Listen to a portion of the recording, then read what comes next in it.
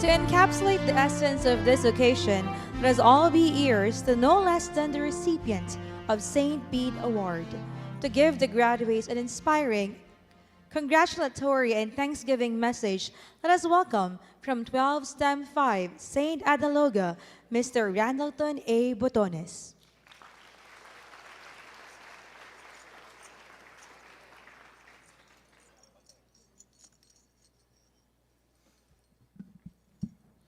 A pleasant morning to the Rector President, Reverend Father Aloysius A. Maranan, OSB.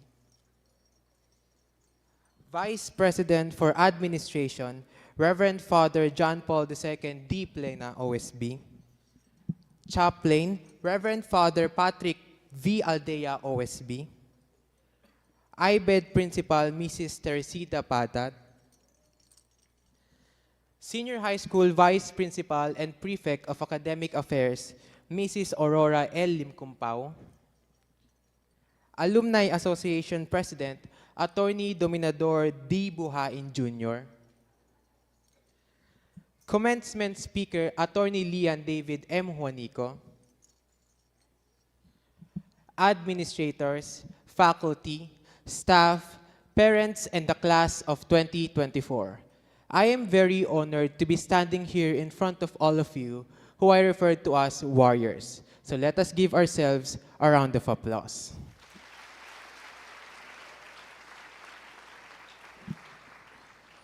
But let me first introduce myself. I am Randalton A. Botones from 12 STEM 5 St. Adeloga under the hardworking and supportive advisor, Mr. Marcelino G. Gigantone Jr.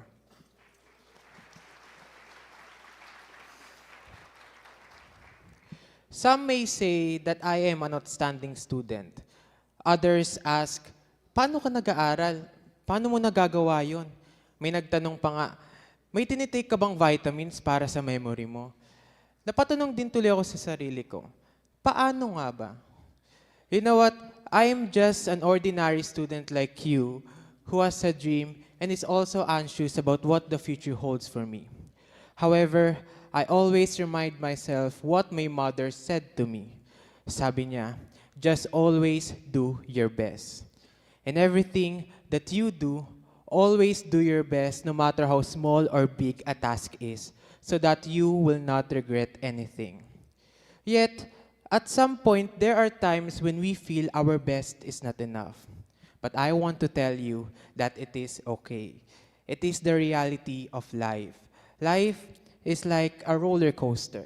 We have ups and downs, twists and turns, but utilize these experiences to grow and become a better individual than your yesterday self. Doing better every day is one of the secrets to success. Kung madapa, pwede namang bumangon. Kung napapagod, pwede namang magpahinga. At kung nahihirapan, pwede ka namang humingi ng tulong sa ating mapagmahal na Panginoon. But never quit, because I want you to realize that you are strong, that you are capable of achieving the dreams that you have in your heart. And every time we achieve something, do not forget to be grateful. Thank God and the people around you who become the instruments to your success. Just like these diplomas and awards we received, it is not only because of ourselves, but also with the support of the people around us. We must appreciate and give them recognition. That is why, let us give them a round of applause.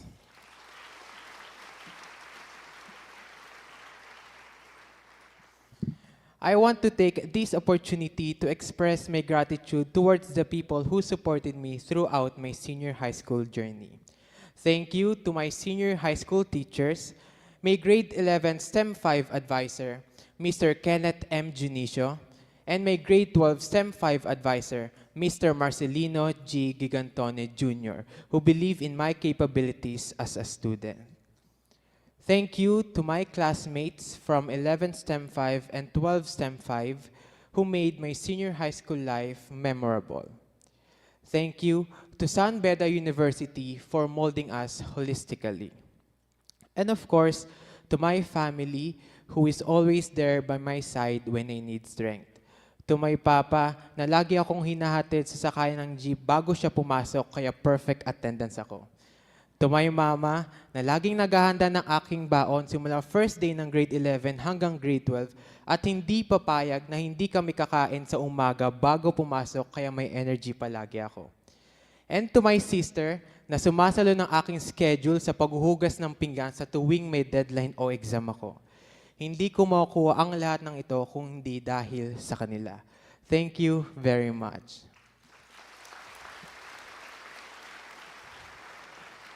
I also dedicate these awards to my lolo and lola in heaven who I know are very proud of me at laging nagbibigay ng 100 sa akin noon sa tuwing may mataas akong grades. Nay, Tay, I miss you both so much. To my titos, titas, and cousins who always cheered me on every achievements I received, thank you. Lastly, to the Lord who is the reason why I was able to accomplish all these things. Without His guidance, I will not be the person who I am today. Now, as I entered this hall and received my diplomas, it feels unreal to think that the last years of us being in high school have come to an end. Within those 2 years, we learn and grow so much. We get to have new friends, discover new skills, and understand ourselves more. However, our senior high school life is not all about the good things that happen to us. We experience struggles, hardships, and challenges. But understand that this is our training ground for the next chapter in our life, which is college. We fell, we stumbled, but seeing ourselves here at PICC reminds us how resilient and brave we have been and how our faith continues to ignite our passion. It was not easy, but we made it. We finally made it. College may sound challenging, but armed with Benedictine and Christian values, we are strong. We can overcome all the obstacles that get in our way. We are warriors because we have the strongest defense against all the odds. With the motto, Ora et Labora, prayer and work, I am certain that with all the challenges ahead of us, we will win them all. And once we succeed in our life, stay humble. Because just like what I said during our first quarter convocation, those people around you may not remember all the awards you have received today, but I am sure that they will remember you for your character. Skills may fade away as we get old, but your character will never fade. Be kind and use your talent to help those people who are facing difficulties, for that is the true essence of being rewarded. Kaling once said, understand that one day you will have the power to make a difference. It may be exhausting, but it is fulfilling. Do not forget to rest, celebrate your achievements, and praise the Lord. You have done great, and you will still do great. Always believe in yourself. That is why I will leave you a quote by Myers Jr. And that is, go into the world and do well, but more importantly, go into the world and do good. That is all, and once again, congratulations, class of 2024, ut in omnibus glorificetur Deus, that in all things God may be glorified. Very well said, Mr. Botones. You are truly a Bedan.